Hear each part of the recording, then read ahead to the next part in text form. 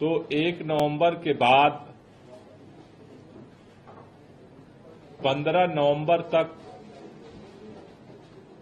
लगभग हर साल दिल्ली का एयर क्वालिटी इंडेक्स 400 से पार जाता रहा है।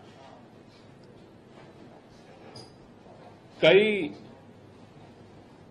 दिन ऐसे भी रहे हैं जहां पर सीवियर प्लस कैटेगरी में दिल्ली का एयर क्वालिटी इंडेक्स रहता रहा है, लेकिन इस साल अभी तक एयर क्वालिटी इंडेक्स दिल्ली का सीवियर कैटेगरी, गंभीर कैटेगरी में नहीं गया है। इसमें मुख्य तौर पर 3 फैक्टर हैं जिसकी वजह से दिल्ली का एयर क्वालिटी इंडेक्स, प्रदूषण का स्तर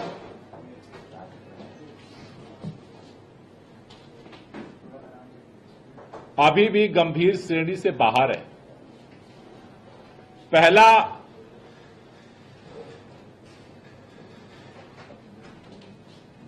दिल्ली के अंदर जो लगातार दीर्घकालिक प्रयास किए गए,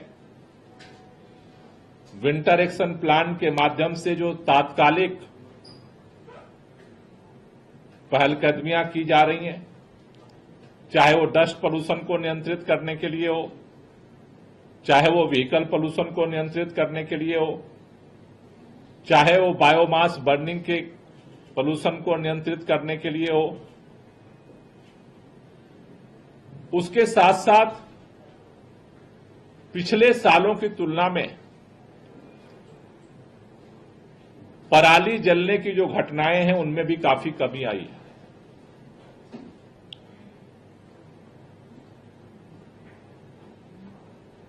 और तीसरा फैक्टर कि अभी भी पिछले सालों की तुलना में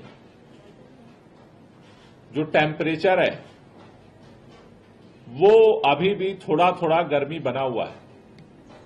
हल्का हवा की स्पीड भी बीच बीच में चल रही है। पहले 3 चीजें एक साथ होती थी। 1 नवंबर के बाद ठंड बढ़ती थी तेजी से, स्मॉग आता था, उस स्मॉग में दिवाली का जो पटाखों का पोल्यूशन ऐड होता था, दूसरी तरफ से बाहर से पराली का जो धुआं था वो ऐड होता था। तो ये तीनों चीजें मिलकर के एक लेयर पैदा करती थी और जिससे सीवियर कैटेगरी की जो संख्या है दिल्ली के अंदर वो बढ़ जाती थी।